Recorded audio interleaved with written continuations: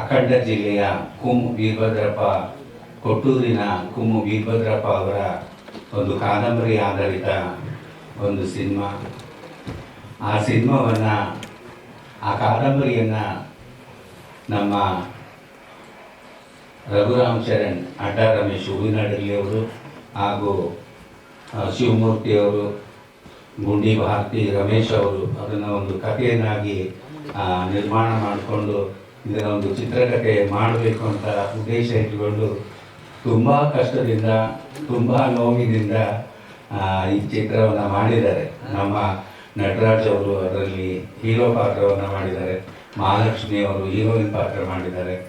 ನಮ್ಮ ಮರಿಯಮ್ಮನಹಳ್ಳಿಯ ಡಿ ಹನುಮಕ್ಕ ಅಂತ ದುರ್ಗಾದಾಸ್ ಅವರ ಮಗಳು.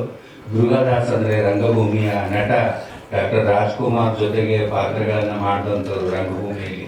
ಅವರ ಮಗಳು ಡಿ ಹನುಮಕ್ಕ. ಒಬ್ಬ ಹನುಮಕ್ಕ ಸಹ ಇದರಲ್ಲಿ ಒಬ್ಬ ಮುಖ್ಯ ಪಾತ್ರಧಾರಿಯಾಗಿ ಅಭಿನಯಿಸಿದ್ದಾಳೆ. ನಾನು ಅವಳಿಗೆ ಗೆಳತಿಯಾಗಿ, ನಾನು ಸಿನಿಮಾದಲ್ಲೂ ಸಹ ಒಬ್ಬ ತೃತೀಯಲಿಂಗಿನೇ, ಆದರೆ ಅಲ್ಲೆಲ್ಲೂ ಭಿಕ್ಷಾಟನೆಗಾಗಲಿ ಸೆಕ್ಸ್ ವರ್ಕಿಗಾಗಲಿ ಅಂತ ಒಂದು ಇದಕ್ಕೆ ನಾನು ಮಣೆ ಹಾಕಿದೆ. ನಾನು ಒಂದಷ್ಟು ಕುರಿಗಳನ್ನು ಮಾಡಿಕೊಂಡು ಆ ಹಳ್ಳಿಯಲ್ಲಿ ನಾನು ವಾಸವಾಗಿ ಈ ಸುಂಕವ್ವ ಅನ್ನೋಳಿಗೆ, ಹನುಮಕ್ಕನಿಗೆ ನಾನು ದ್ಯಾಮವಾಗಿ ಒಂದು ಗೆಳತಿಯ ಪಾತ್ರದಲ್ಲಿ ಅದು ಮಾಡಿದ್ದೀನಿ. ಅದು ತುಂಬ ತುಂಬ ಚೆನ್ನಾಗಿ ಬಂದಿದೆ. ಆ ಸಿನಿಮಾ ಯಶಸ್ವಿಯಾಗಲಿ. ನೀವು ಇಲ್ಲಿ ತನಕ ನನ್ನನ್ನು ಬೆಳೆಸಿದ್ದೀರಾ. ನಿಮ್ಮ ಕೈಯಲ್ಲಿ ಅಳಿವು ಮತ್ತು ಉಳಿವು ಎರಡೂ ಮಾಧ್ಯಮದವರ ಕೈಯಲ್ಲಿರುತ್ತೆ. ನೀವು ಜೈ ಅಂದರೆ ಎಲ್ಲದೂ ಜೈನೇ. ನೀವು ಜೈ ಹಾಕಲಿಲ್ಲ ಅಂದರೆ ಅದು ಬಿತ್ತು ಅಂತಲೇ ಲೆಕ್ಕ.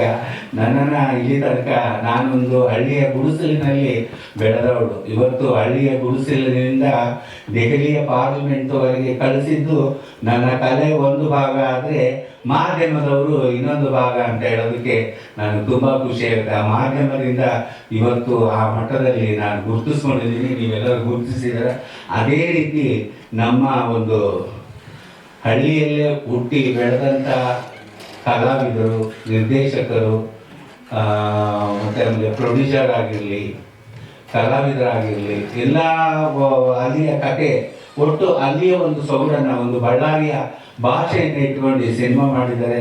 ಆ ಸಿನಿಮಾಕ್ಕೆ ಹೆಚ್ಚಿನ ಪ್ರೋತ್ಸಾಹ ನಿಮ್ಮದಿರಬೇಕು. ಆ ಸಿನಿಮಾ ಯಶಸ್ವಿಯಾಗಿ ಮೂಡಬೇಕೆಂದರೆ ನಿಮ್ಮಗಳ ಕೈ ಬಹಳ ಮುಖ್ಯ ಇದರಲ್ಲಿ ಅಂತ ಹೇಳೋದಕ್ಕೆ ಇಷ್ಟಪಡ್ತೀನಿ. ಇವತ್ತು ಎಲ್ಲರೂ ಸೇರಿ ಆ ಕುಂಸ ಚಿತ್ರವನ್ನು ಟ್ರೈಲರನ್ನು ಬಿಡುಗಡೆ ಮಾಡೋದಕ್ಕೆ ಈಗ ಅಶ್ವಿನಿ ಮೇಡಮ್ ಅವರು ಬರ್ತಾ ಇದ್ದಾರೆ. ಬಂದ ತಕ್ಷಣ ಅದು ಬಿಡುಗಡೆ ಆಗುತ್ತೆ.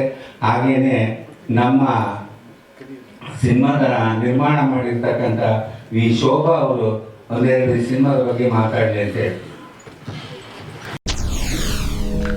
SS TV ಸಿನಿಮಾ ಜಗತ್ತಿನ ಕ್ಷಣ ಕ್ಷಣದ ಸುದ್ದಿಯೊಂದಿಗೆ.